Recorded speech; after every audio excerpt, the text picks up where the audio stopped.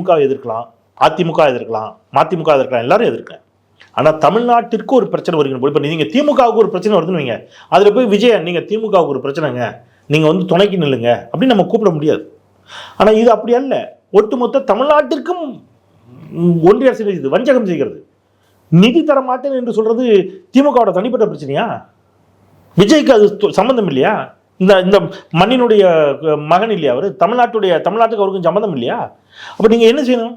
இந்த இடத்துல அரசியலை தாண்டி எல்லோரும் ஓரணியில் என்று நம்முடைய துணை முதலமைச்சர் தான் சொன்னார். நான் அஇஅதிமுகவும் சேர்த்து அழைக்கிறேன்.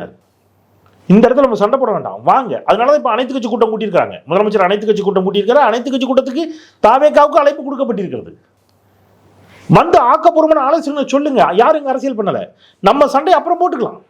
நீங்க என் மீது விமர்சனிங்க, நான் உங்கள் மீது விமர்சிக்கிறேன். மக்கள் யாரை ஏற்றுக்கொள்கிறார்களோ அவர்களுக்கு வாக்களிக்கட்டும். ஆனா இன்னைக்கு பிரதான பிரச்சனை, அவன் நமக்கு நிதி தர மறுக்கிறான்.